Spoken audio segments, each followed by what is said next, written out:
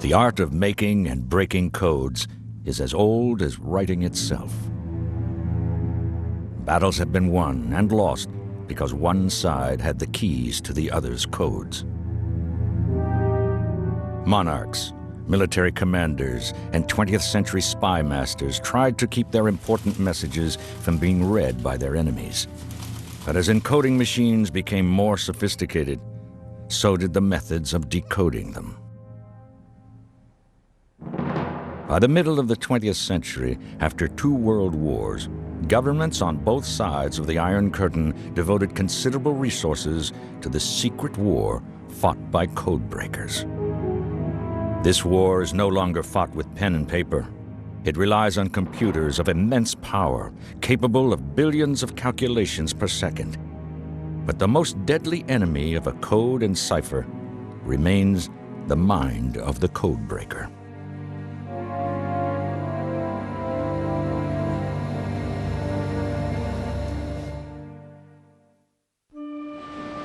The dawn of the 20th century was marked by a revolution in communications. Telegraph cables linked continents and soon carried secret naval and diplomatic messages.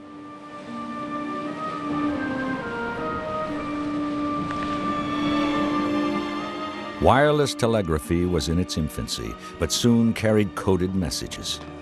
Both cable and wireless transmissions were vulnerable to interception by a growing corps of government codebreakers. It was their task to devise codes where each word had a substitute word, and ciphers where each letter had a substitute, to protect their own messages and understand those of potential enemies. In August 1914, peace in Europe was shattered by the outbreak of World War I. The British Royal Navy took the lead in code-breaking. Rear Admiral Henry Oliver, Director of Naval Intelligence, understood the importance of intercepting and reading German naval communications. He immediately recruited a team to attack their codes. In October 1914, the Imperial Russian Navy took a codebook from the grounded German cruiser Magdeburg. It was given to the British Admiralty. The Admiralty's codebreakers still needed more information to crack the code. They got this when a second codebook was seized from a captured German merchant ship off the coast of Australia. By early November 1914, the British had broken the German Navy's most secret codes. They also had insights into its plans.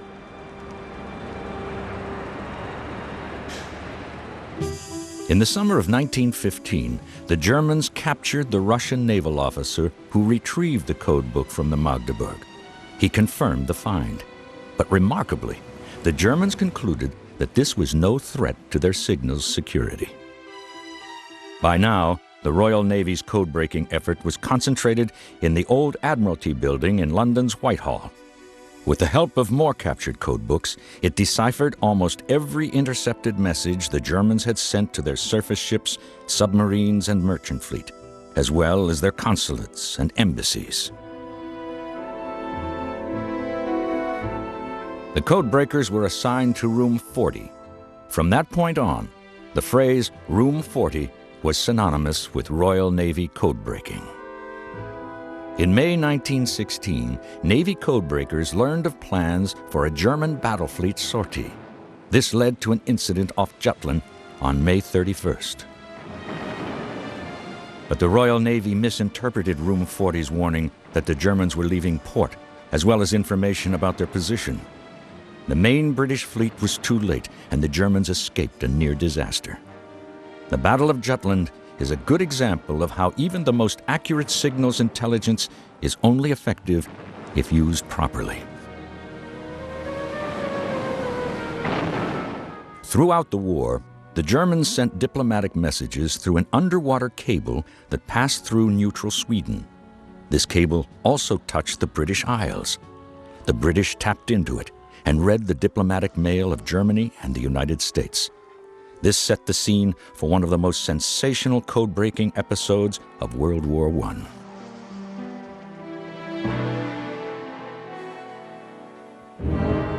In January 1917, the British intercepted and partially decoded a telegram sent by German Foreign Minister Arthur Zimmermann to the German ambassador in Washington.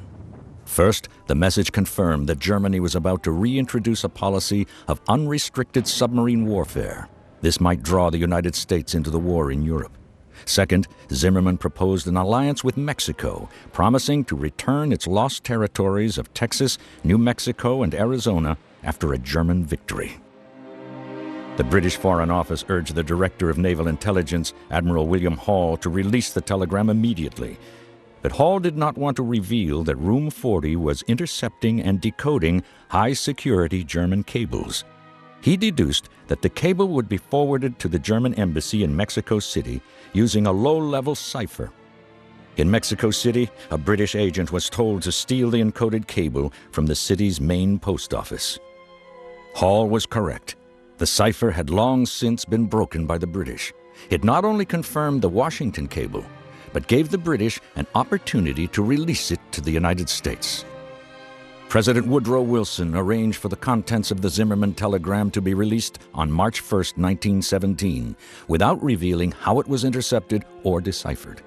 Astonishingly, Zimmermann confirmed that the message was genuine at a press conference in Berlin. On April 2nd, Wilson asked Congress to declare war, citing the telegram as proof of Germany's hostile intentions. The interception and decoding of the Zimmermann telegram was the single most important episode in 20th century code-breaking. It brought the United States into World War I and ensured an Allied victory.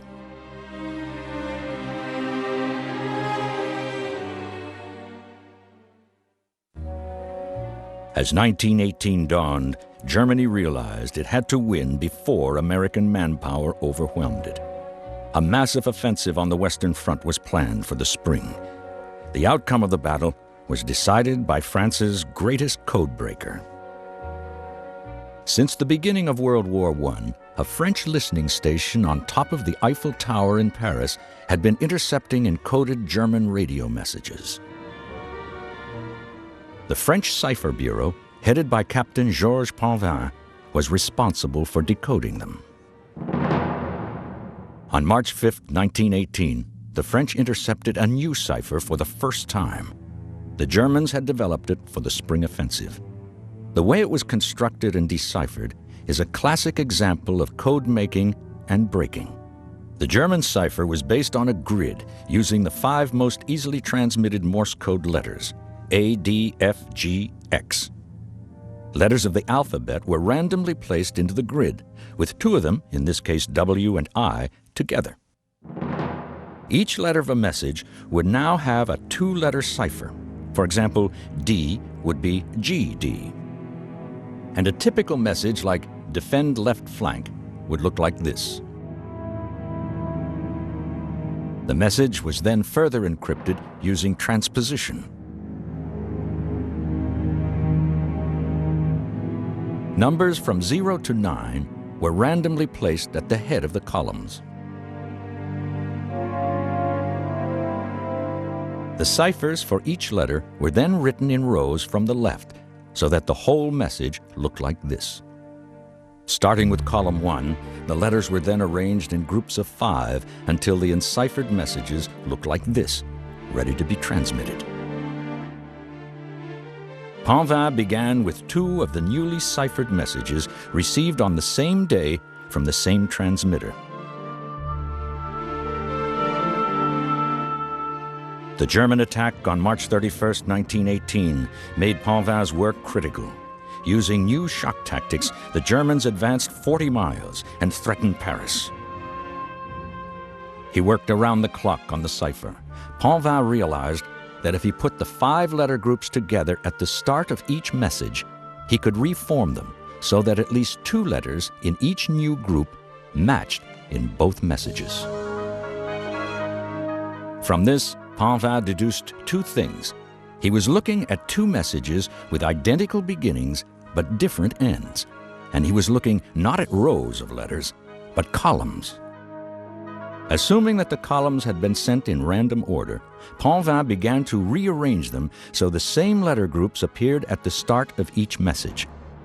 After 3 days, he came up with this. The opening letter groups were the same. Then, using a frequency analysis, he filled out the letter grid and cracked the code.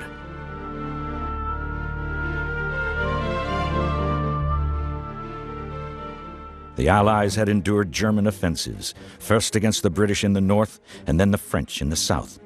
Once Paulvin cracked the ADFGX cipher, he could predict exactly where the Germans would launch their third offensive. Reinforcements were rushed to the front. In mid-July 1918, the Germans launched their final attempt to breach the Allied line. They were met by fierce resistance.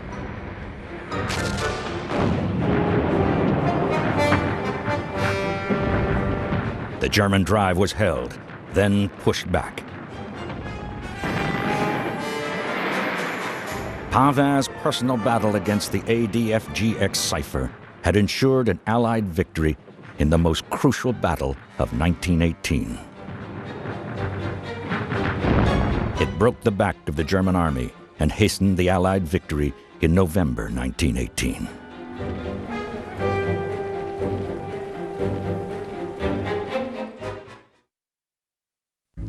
After joining the conflict in 1917, the United States was quick to establish its own small code-breaking arm, MI-8. By war's end, MI-8 employed some 150 officers and civilians. It was commanded by Lieutenant Herbert Yardley. After 1918, the U.S. Army decided to maintain the unit, but in secret. Under the cover of the Code Compilation Company, Yardley's unit was moved to New York, where it officially became the Cipher Bureau. Its nickname became the Black Chamber. Facing cutbacks, Yardley focused his efforts on the codes of America's emerging Pacific rival, Japan.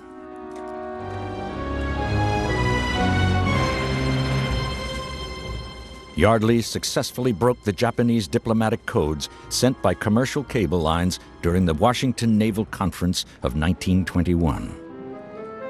During that conference, bargaining of American diplomats was immeasurably strengthened by detailed information on Japan's positions.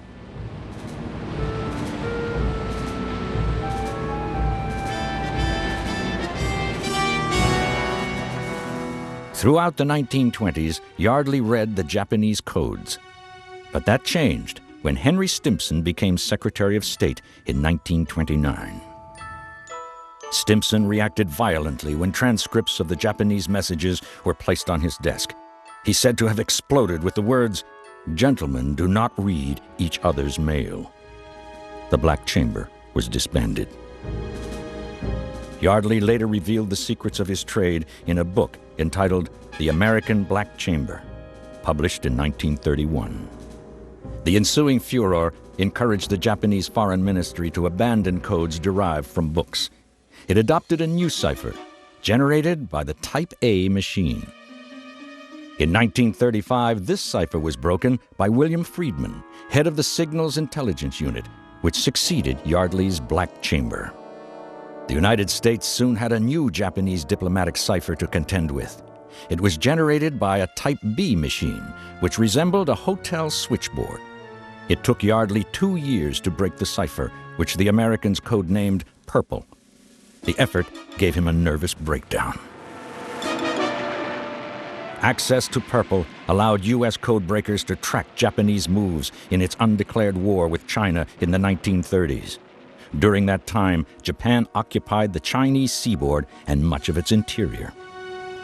However, the Japanese Imperial Navy introduced a new book-generated cipher in the summer of 1939. Initially, it stumped American codebreakers. This became the Japanese Navy's principal operational cipher, JN-25.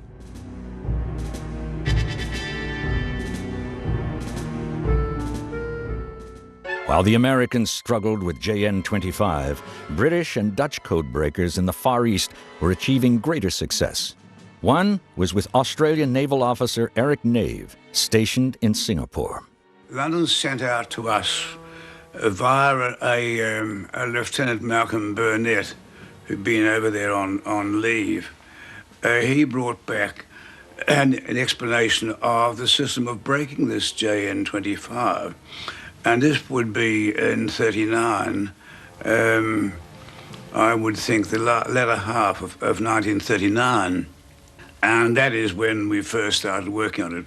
As this code gradually got more widespread, the volume of traffic increased, and of course other traffic decreased. And it was a gradual process, but I would say over 12 months it became in general use. And we knew then that this was the great book now, the system. By November 1941, American code breakers, some of them stationed at Pearl Harbor, also achieved a limited breakthrough on JN25.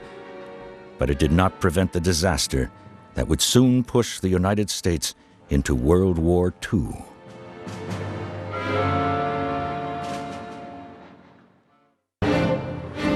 By November 1941, war loomed in the Far East.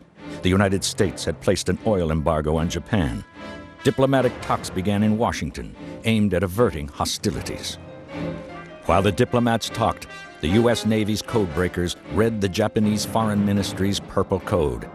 But this traffic gave no clear indication of Japan's war plans. They would only be revealed by breaking JN25. The Japanese had already decided to go to war with the United States at the beginning of November. Their first blow would fall on Pearl Harbor. Japanese aircraft carriers and their escorts left their secret base in the Kuril Islands on November 25, 1941. The strike force was supposed to observe strict radio silence, but at least 20 of its messages, encoded in JN25, were intercepted and read by the British and Americans. British codebreakers in the Far East concluded that the strike force, which they knew contained aircraft carriers, was heading west to Pearl Harbor. The information was sent to London with a request to relay it to Washington. It is still unclear what happened to these messages. No warning ever reached the commanders at Pearl Harbor. The Japanese strike force launched its aircraft at 6:30 a.m. on Sunday, the 7th of December. By now, the contents of the decrypted purple traffic convinced President Roosevelt that war with Japan was inevitable. But he did not know it was about to begin in the skies over Pearl Harbor.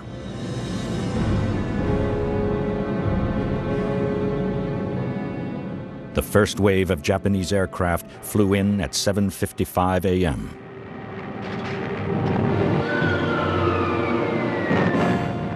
Eight U.S. battleships were sunk or disabled, and over 300 aircraft destroyed on the ground.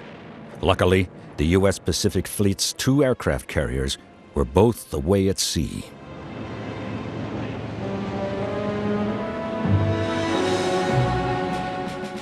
In the first 6 months of the war, the Japanese carved out a vast empire in the Pacific and Far East.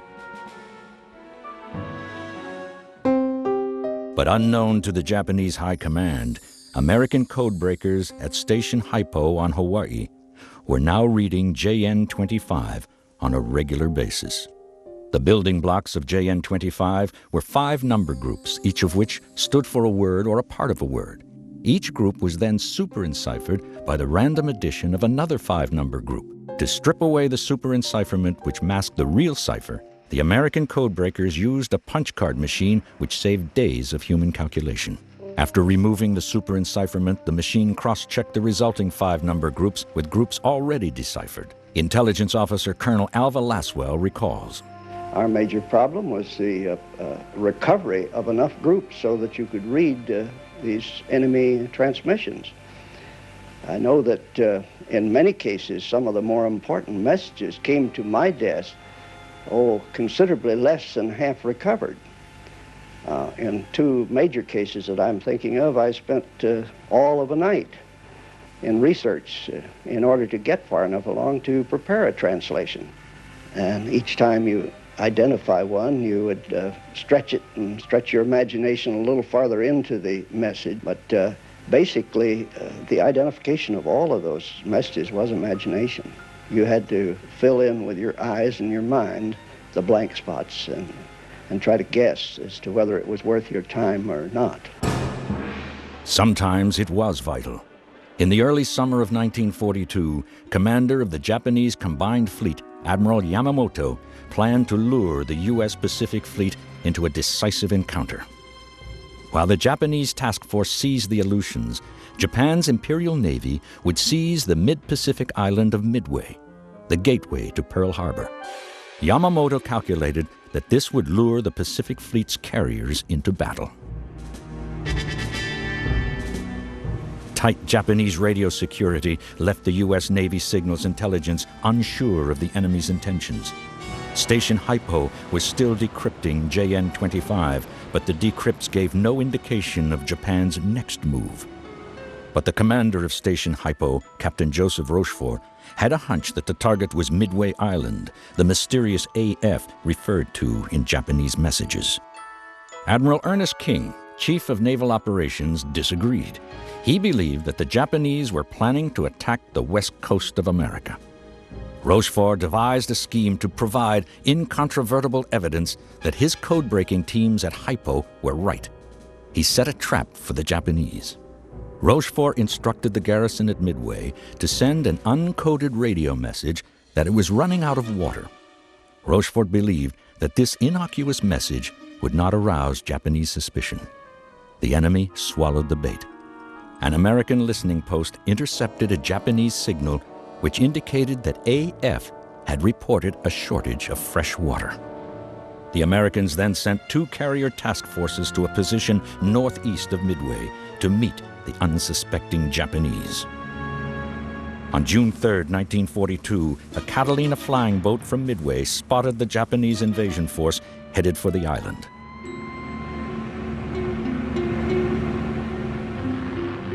Rochefort was vindicated. The 3 American carriers were lying in wait for their 4 Japanese counterparts. The Battle of Midway decided the course of the war in the Pacific.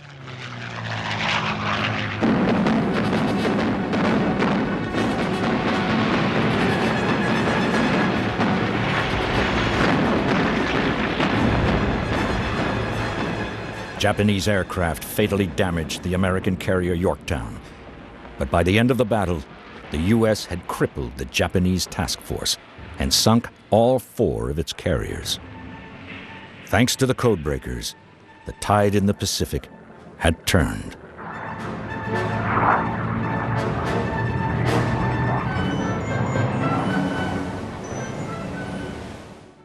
Nearly a year later, Admiral Yamamoto began a tour of Japanese garrisons in the western Solomon Islands. His progress was closely monitored by codebreakers at FRUPAC, the Fleet Radio Unit Pacific, the successor of Station Hypo. An intercepted JN-25 message was delivered to Colonel Laswell. It was sometime during the early part of the evening, because I spent all evening working on it. When you sense that something is important, while you're spurred on. Normally, I might have, by 2 o'clock in the morning, have gotten drowsy and fell down on the cot behind my desk.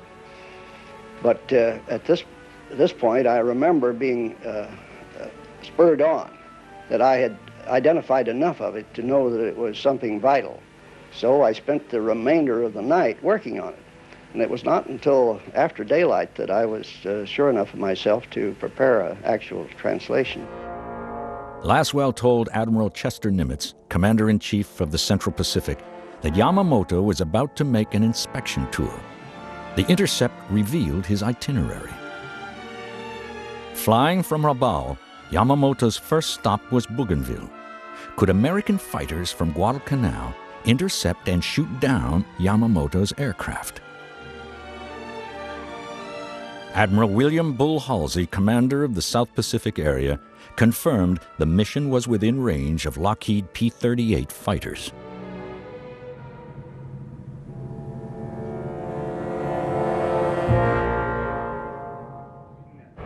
At 6 a.m. on April 18th, Yamamoto took off from Rabaul in his Mitsubishi bomber. On Guadalcanal, 16 Lightnings from the 339th Fighter Squadron were readied for action. 4 of the pilots were given the job of downing Yamamoto. The rest would fly cover. President Roosevelt approved the mission. Its importance was considered more important than the risk of betraying the code-breaking of JN-25.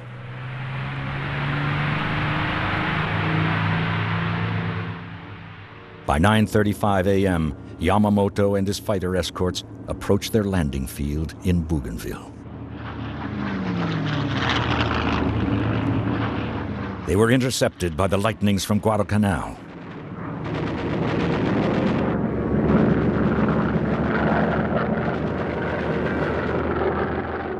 The aircraft carrying Yamamoto plunged into the jungle, killing everyone on board. All but one of the lightnings returned safely to Guadalcanal. The downing of Yamamoto, the architect of Pearl Harbor, dealt a savage blow to Japanese morale. Once again, codebreakers proved the value of their work. Britain's wartime Prime Minister Winston Churchill presided over one of the most closely guarded secrets of World War II. Unlike Roosevelt, who had a detached attitude toward his codebreakers, Churchill seemed fascinated with the secret war waged at Bletchley Park. It was home to the government code and cipher school, and the scene of some of the most significant code-breaking triumphs of the war.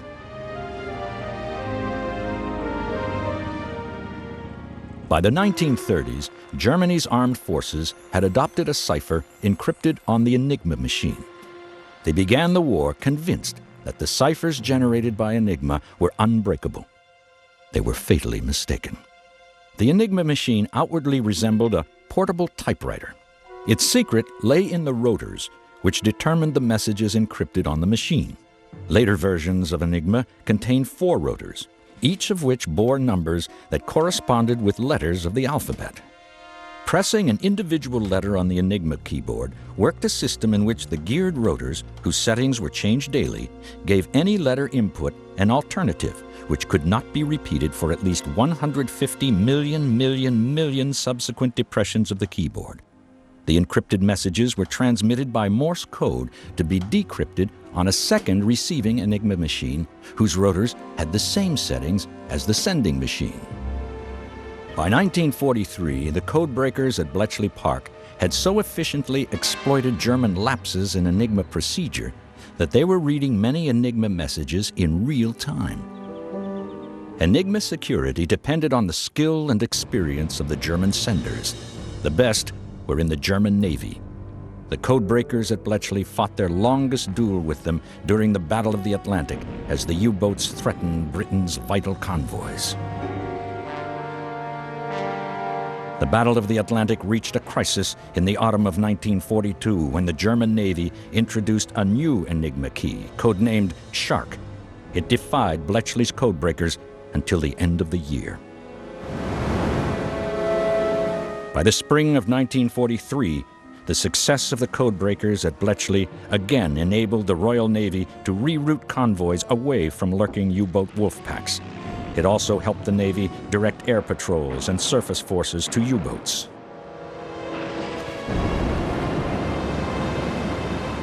Once more, codebreakers played a crucial role in securing victory.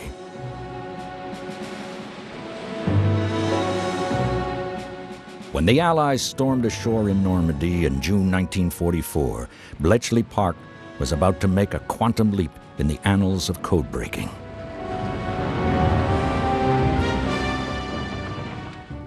That summer, Bletchley Park deployed one of the world's first programmable computers, codenamed Colossus. Colossus had been developed to break into the cipher generated by the German Lorenz machine, which contained no fewer than 12 rotors. The intercepted messages were fed into Colossus on the same 5-hole teleprinter tape used by Lorenz. Colossus then generated possible key streams at enormously high speed, an ultra-sophisticated version of the method employed by the American punch card machine when attacking JN-25. By the time the Soviet Union entered the war in June 1941, the Americans and British were regularly intercepting communications to Soviet diplomats and agents in the field. From the early 1930s, the Soviets had been using a system which employed the so-called one-time pad. In this system, words and phrases were represented by numbers. For example, Manhattan might be 12761. This was then super-enciphered by adding random number groups from a pad to be used only for this one message. For example, the random number 14635 might be added to 12761, using a method in which numbers greater than 9 were not carried forward. The additive from the one-time pad should only be known to the sender and receiver, and changed with each new message, making the code unbreakable. The U.S. Army's Signals Intelligence Service, or SIS, was based at Arlington Hall in Washington, D.C. Beginning in 1939, it intercepted but did not decrypt these messages. Attacking the one-time pad requires both a copy of the codebook and the additive. But the Soviets compromised their own secure system.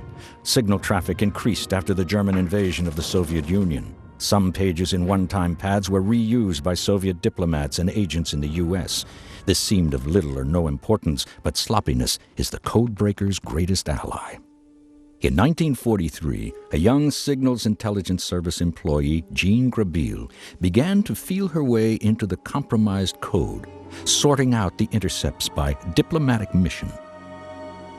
In 1944, an SIS analyst, Meredith Gardner, noted similar patterns in several one-time pad messages, the result of Soviet wartime repetitions.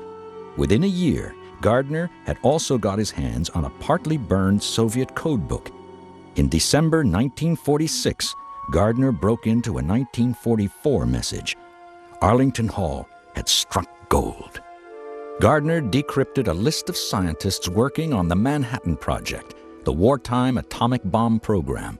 It was clear that the scientists were also working for Soviet intelligence. The breakthrough was the start of what became known as the Venona program.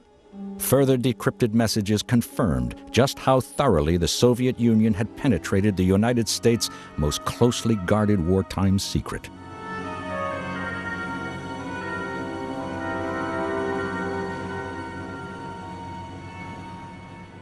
The FBI and British intelligence were told of the program.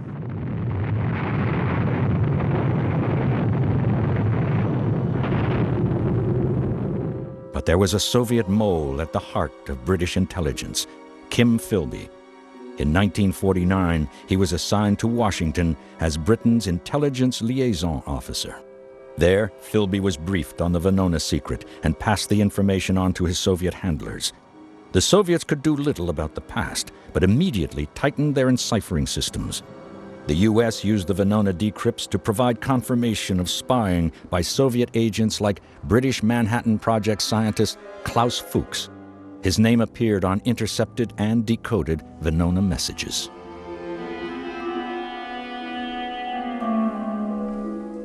The Venona decrypts also confirmed the guilt of Fuchs' fellow atomic spies, Ethel and Julius Rosenberg. The Rosenbergs were sentenced to death after their trial in 1951.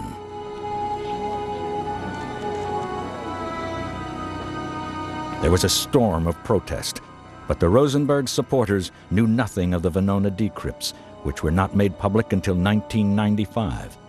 The decrypts revealed that Julius and Ethel's Soviet code names were Liberal and Antenna. Evidence provided by the decrypts suggests that Ethel Rosenberg's death penalty was overly harsh.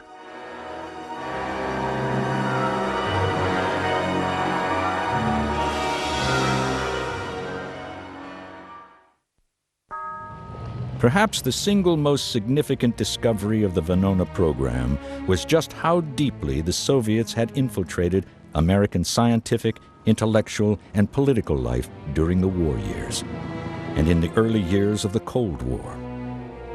The decrypts revealed the often evocative code names used by the Soviets. The Manhattan Project was enormous. Washington was Carthage.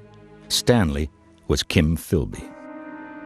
Venona shows that during World War II, when the Soviet Union was an ally of the United States and receiving massive amounts of Lend-Lease aid, its intelligence service was mounting a concerted espionage campaign in America.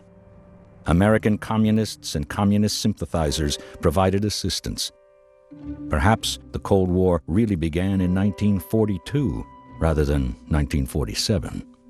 Some Venona documents revealed the early involvement of agents like Ailes, the Soviet code name for Alger Hiss. Alger Hiss, a key State Department official, spied for the Soviet Union for 10 years. Only a fraction of the Venona intercepts were decrypted. The identities of more than half the Americans whose code names appeared in the decrypts remain unknown.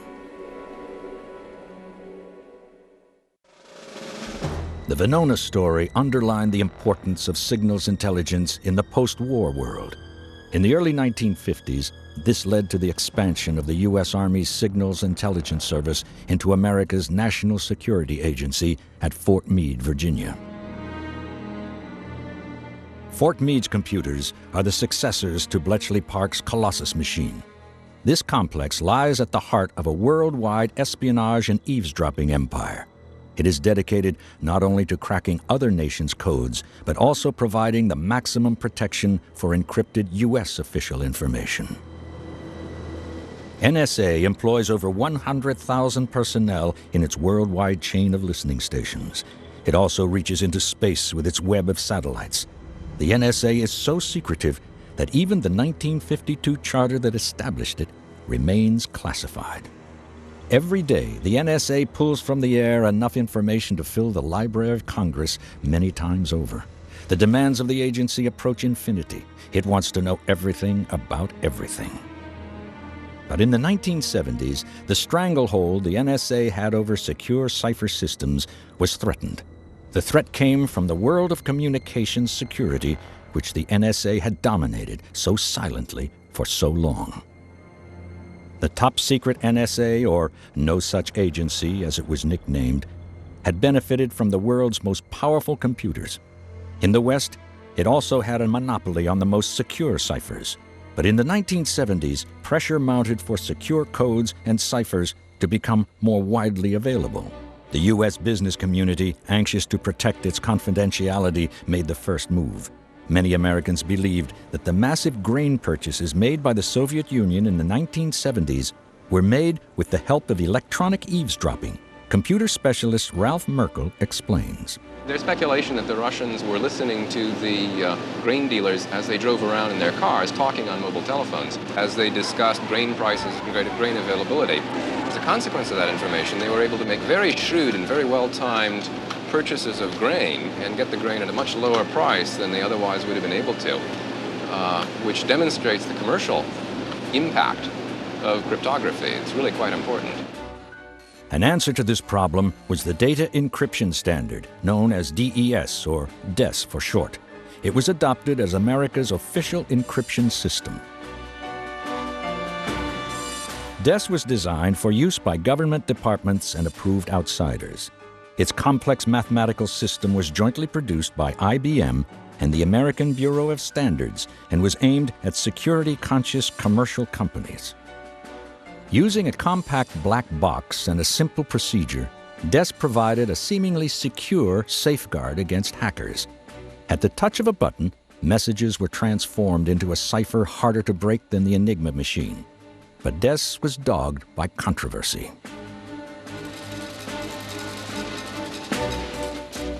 The main charge was that the NSA had deliberately weakened DES so that the agency would have less trouble reading it.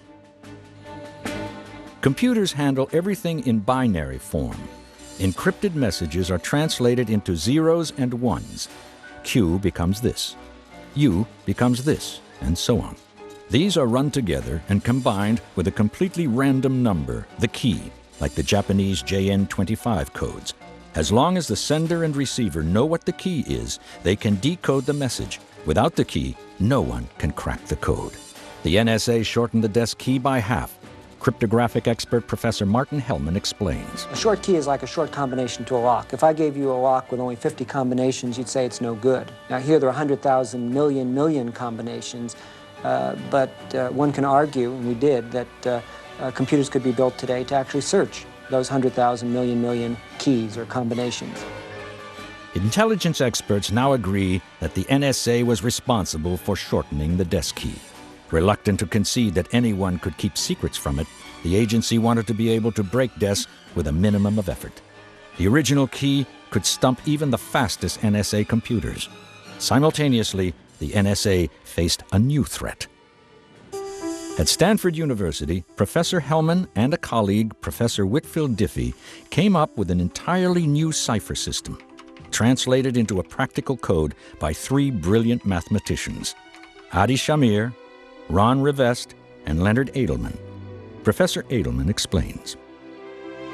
Cryptography had been around for about 2,000 years by the time Diffie and Hellman did their work, and all codes for those 2,000 years had the following in common. They all had a single key. If you wanted to use the code, there was a secret language. And to write in that secret language, you needed a key. And that same key would allow you to translate back from the secret language into the original language. And what Diffie and Hellman decided was, why don't we have two keys in a crypto system? One key will allow you to write into the secret language. Another key will allow you to read from the secret language, but the keys won't be related other than in that way. And surprisingly, that little change meant dramatic changes in the way you could use cryptography.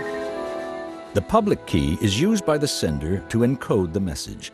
The private key, which is secret, is used by the recipient to decode it. This was a new solution to one of the oldest problems in cryptography. It was simultaneously developed by the British successor to Bletchley Park, the government communications headquarters at Cheltenham. Work at GCHQ is cloaked in almost as much secrecy as that at Fort Meade. The cryptographers at Cheltenham did not publicize their breakthrough. Their silence cost them a commercial bonanza. Computer technology and the NSA have ensured that today's espionage is more about scanning a screen than cloak and dagger work in the field. Communications on the internet are secure enough to defy the attacks of even the most sophisticated computers. The days of pencil and paper and an agile mind are over.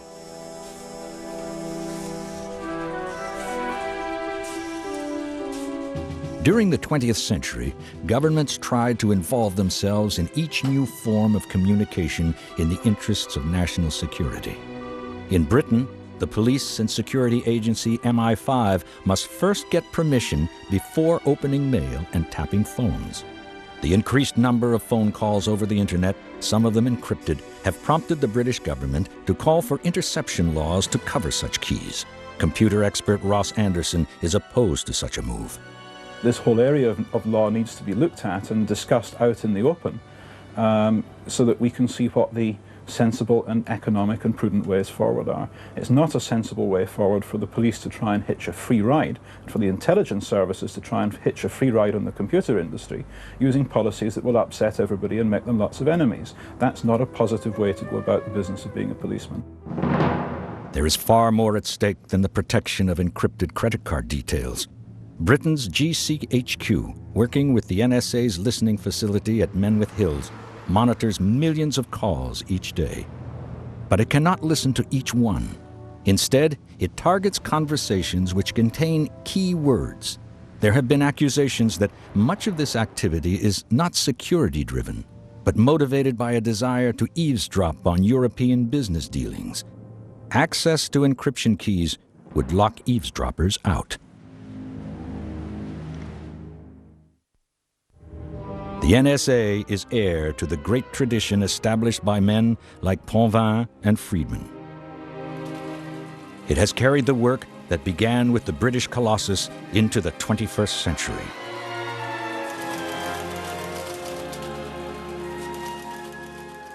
However, it seems that in today's world, gentlemen can and do read each other's encoded email.